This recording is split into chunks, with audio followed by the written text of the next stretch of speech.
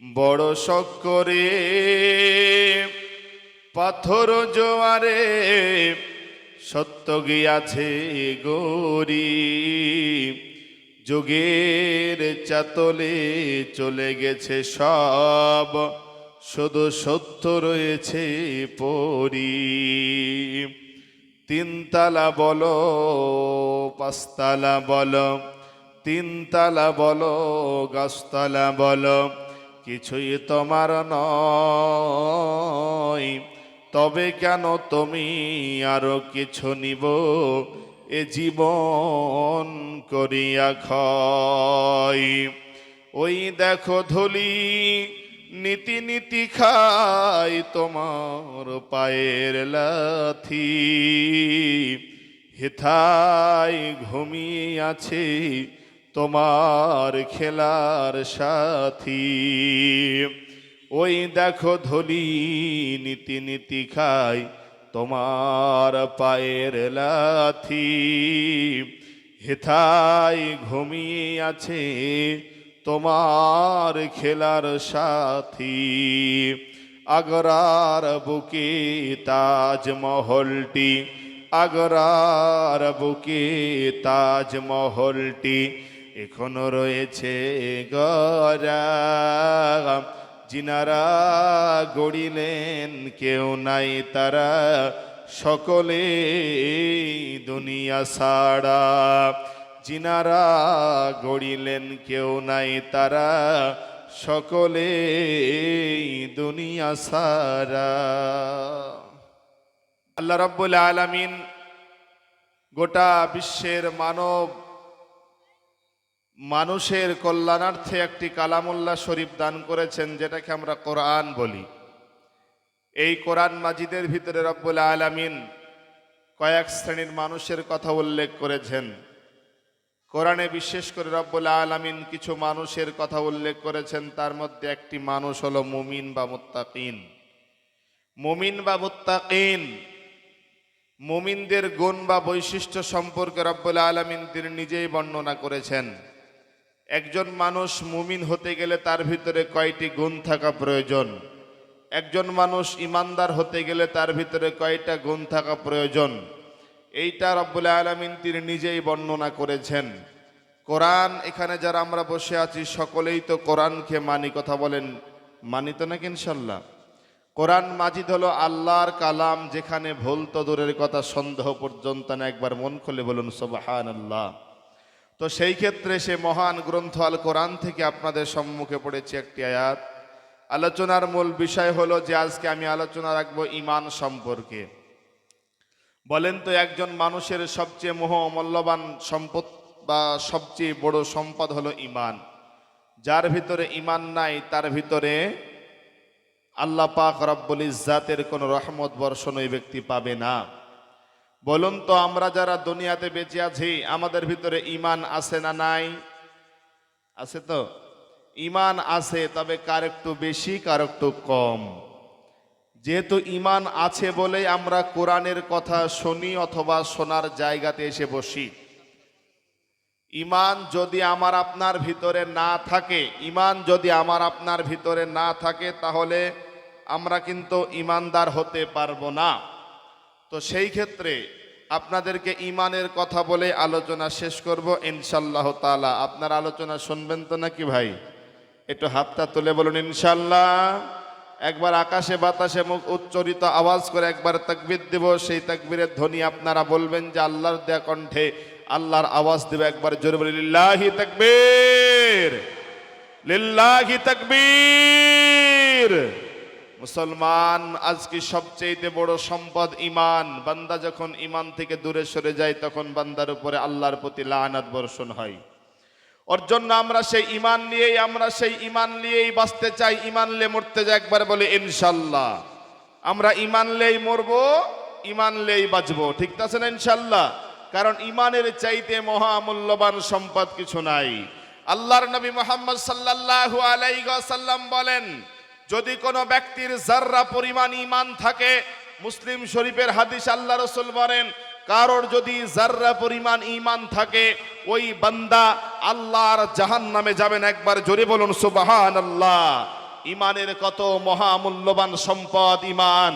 আল্লাহর নবী বলেন, শেষ জামানায় এমন একটা তোমাদের সামনে জামানা চলে আসবে, ওই দিন মানুষের হাতের উপরে আগুন রাখা যেই রকম দায় হয়ে যাবে, ইমানটা তোমাদের ওই রকম দায় হয়ে যাবে, মানুষ ইমান রাখতে পারবে না। আল্লাহর নবী বলেন, বান্দা সকালবেলা ইমানদার, সন্ধ্যাবেলায় কাফেরে পরিণত হয়ে যাবে।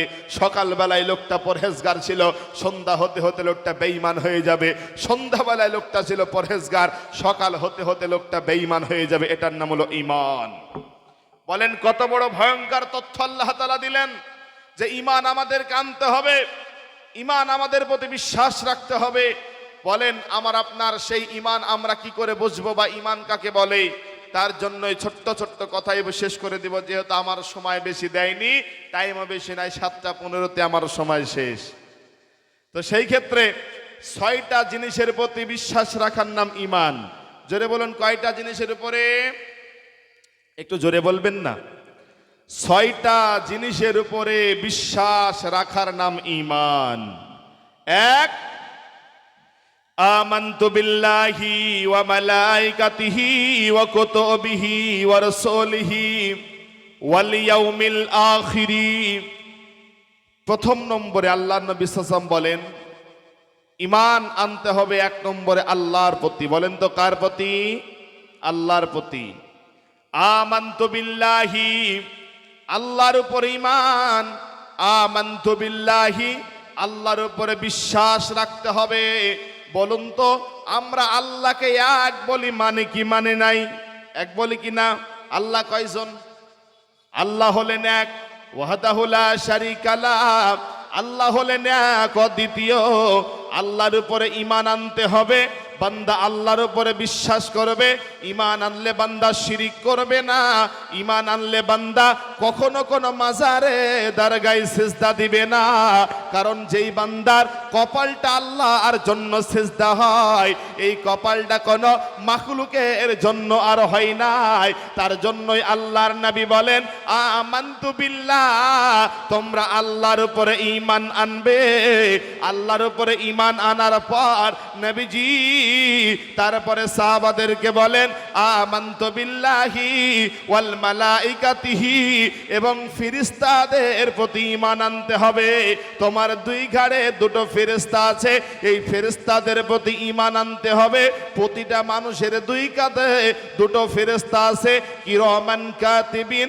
এই কিরামান কাতিবিন আপনার যত আমল করেন সকাল থেকে সন্ধ্যা, আপনি জ্ঞানে সজ্ঞানে যা আমল করেন সব লিপিবদ্ধ করা আছে। কিয়ামতের দিন আপনাকে আল্লাহ তাআলা কিতাব অনুযায়ী সব দেখিয়ে দিবে।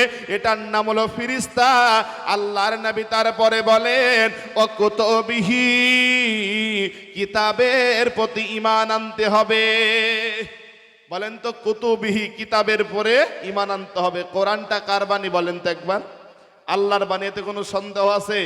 কিতাবের উপরে ঈমান আনতে হবে। 4 নম্বরে রাসূলিহি, রসুলদের উপরে ঈমান আনতে হবে।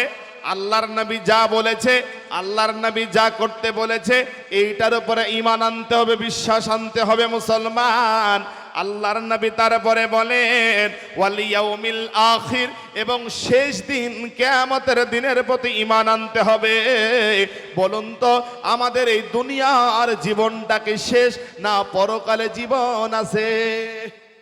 আছে না নাই? পরকালে জীবন আছে। এই দুনিয়ার মায়া সব ছেড়ে একদিন বিদায় নিয়ে যেতে হবে। কারণ এই দুনিয়াতে কেউ চিরকাল থাকে না। বড় বড় মস্তান এসেছে, গুন্ডা এসেছে, বড় বড় আল্লাহর দহি যারা দুনিয়াতে এসেছে, তারা কেউ দুনিয়াতে বেঁচে নাই। সব দুনিয়া থেকে বিদায় নিয়ে চলে গেছে। কারবা নাম নমরুদ, কারবা নাম ফেরাউন, কারবা নাম কারুন, কারবা নাম হামান, কারবা নাম আবু জেহেল, কারবা নাম আবু লাহাব, কারবা নাম উতবা, কারবা নাম উতাইবা। যত পৃথিবী পৃথিবীর জমিনে বেঈমান ছিল সবাই তারা চলে গেছে। অতএব পৃথিবীতে কেউ চিরকাল থাকে না।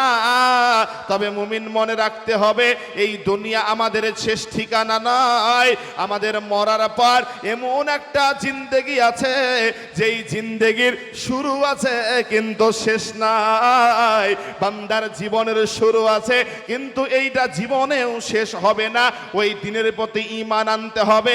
বান্দা মনে ভাববে গোটা দুনিয়ার মানুষ আমাকে আমার গুনাহ সম্পর্কে জানে না, একজন জানে, তিনি হলেন আল্লাহ।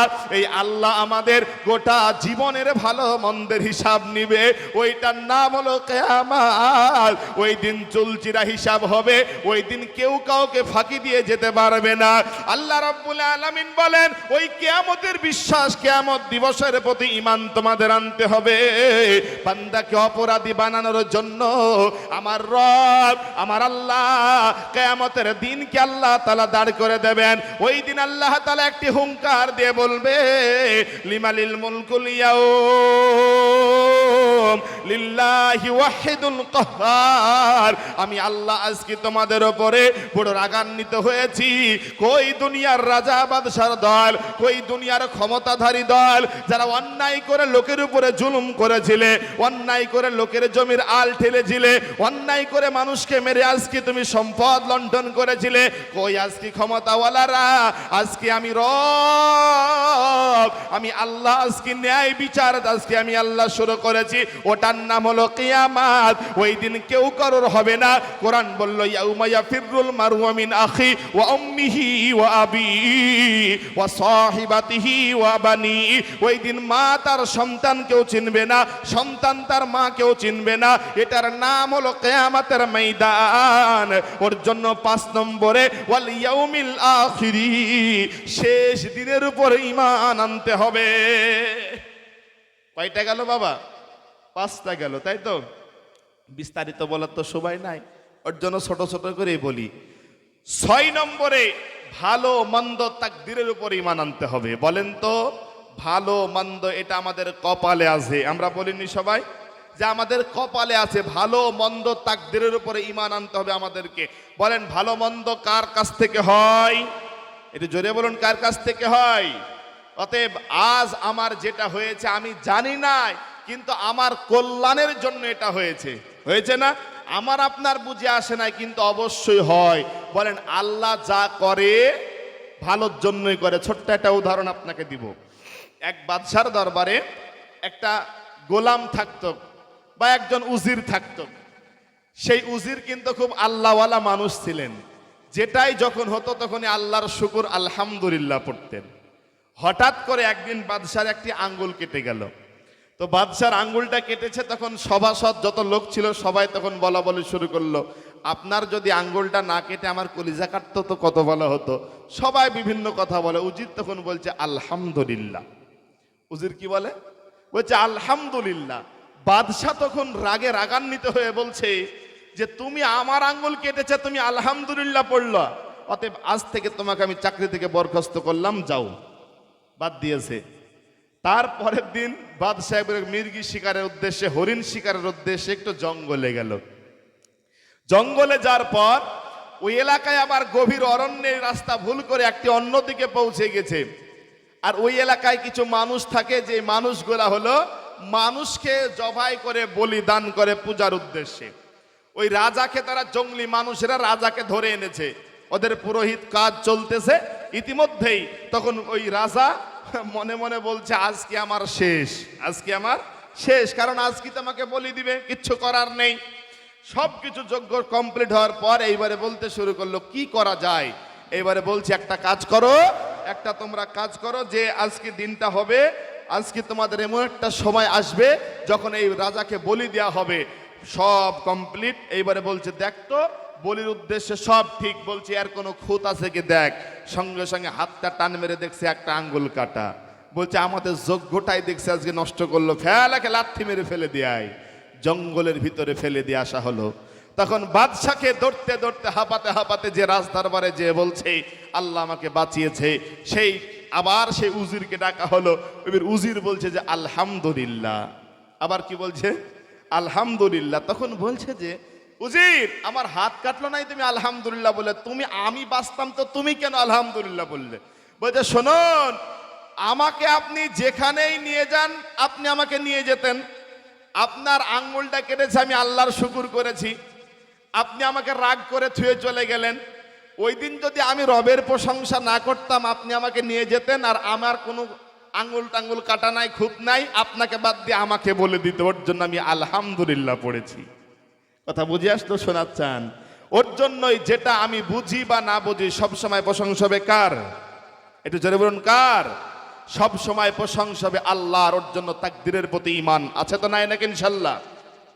তাকদীরের প্রতি আমাদের ঈমান আছে বলে একবার ইনশাআল্লাহ, একবার জোরে বলুন ইনশাআল্লাহ।